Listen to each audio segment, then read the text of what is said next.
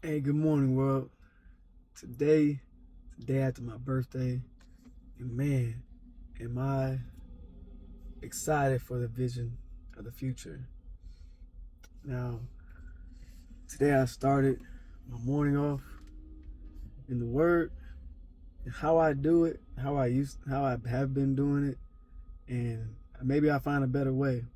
But this is what God has put in my heart. So I just open up the Bible and I just start reading, and He just shows me wherever I'm at, what's going on. Like so, open the book to Ezra, chapter 3, and they're rebuilding the temple in Jerusalem. And they're rebuilding the whole city. Now I'm in rebuild mode. Go figure, right? So I'm in rebuild mode because I'm building my own temple. I'm building my own foundation. And while they were building their foundation, they were getting people together. They were paying money to people. They were bartering and trading to other people to help them build the city and build the temple.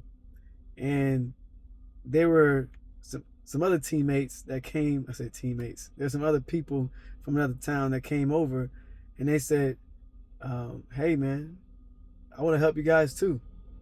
And they said, "Nah, man, we're good," because they knew who they were. They said, "Nah, we're good. We don't need your help." And as soon as they told them no,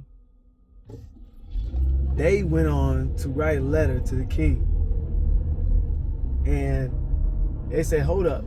Say, hey, they're building something over here. You're not gonna be able to make no money from this, right? You can't tax this area. That they've always been unruly, meaning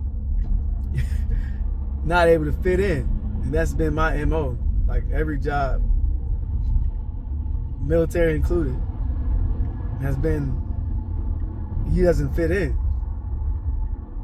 All right, so they knew that they were gonna be unruly and not paying any taxes to the king. So they sent that to him, and the king, he said, "Hey man, check your records, man. These guys are no good." Basically, they're not gonna pay you money for the land, any taxes. And so the king sent back a letter at this point. The king sent back a letter and said, "Hey man, you right. Hey, these guys are no good. You need to tell them to cease and desist. Stop building what they're building." And basically, I'm gonna encounter some opposition, right? I am going to get a lot of pushback from people, and I'm going to have to know how to deal with it. Know that there's going to be people in my way. There's going to be other entities in my way to try and stop my flow. And the flow is what God put in my heart.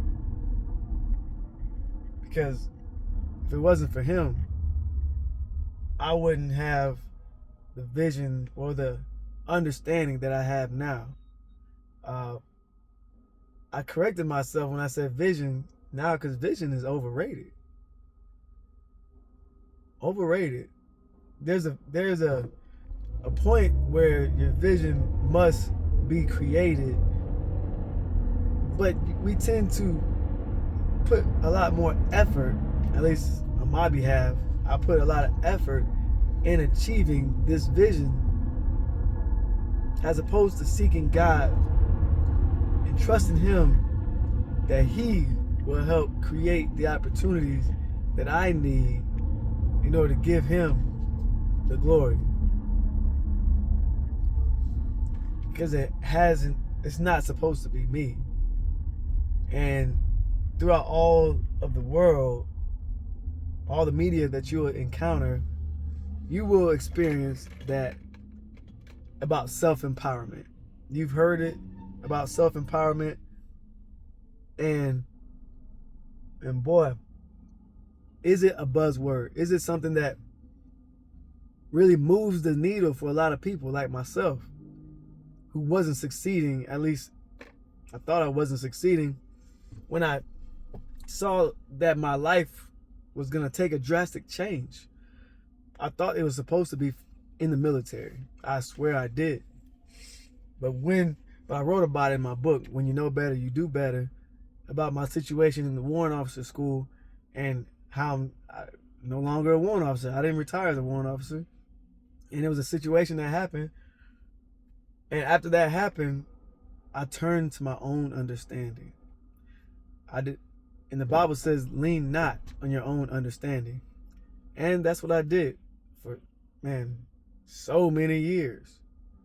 And so I'm grateful for this opportunity, for this time and place, that I'm able to see these things and understand that your foundation in God is paramount. It is paramount. When I thought it was all about what you can do to build your foundation, what you can learn to build your foundation. It is about what you learn, but it's not about you. You must still seek understanding. All the wisdom, he says it in the book, he says it in the Bible. Throughout all your wisdom, still seek understanding. Many of people felt empowered because they ate of that apple of knowledge.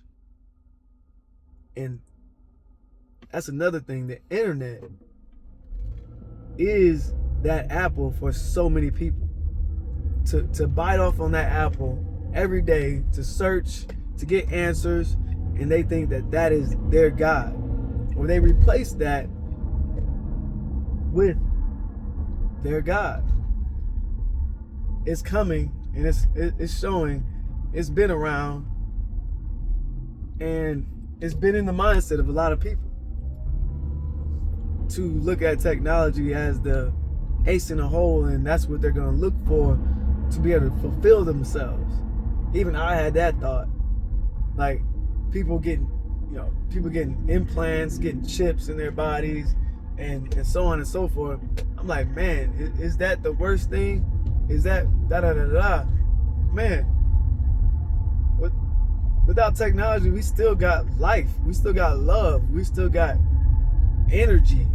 Without that, and I'm a huge proponent. I have been a huge proponent of technology. Use it, leverage it. I get it. But when we choose to make it who we are obeying,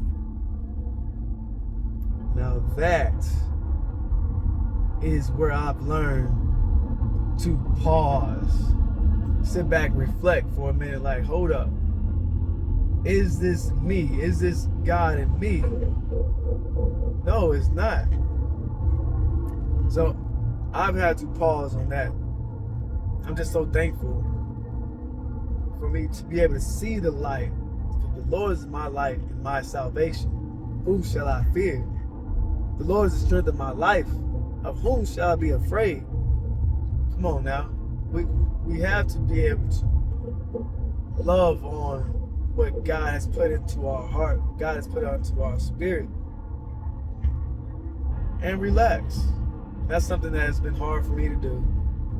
Ever since then, ever since that moment, it's been hard for me to do. I'm just grateful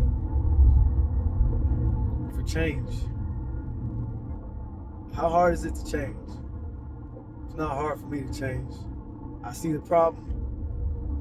I'm gonna work on fixing it. May not fix it like that, but I will fix it.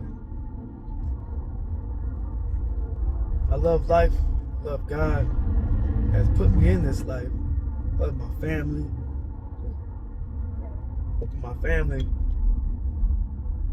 is my reason. They are my reason. They're the blessing that God has put in my space, and he knew that I was ready for it. What are you ready for? What foundation are you rebuilding or building? And who is that idol that you've been paying so much attention to? Who you've been obeying? You can say a lot of things, but who are you obeying in your every movement? My goal is to improve that.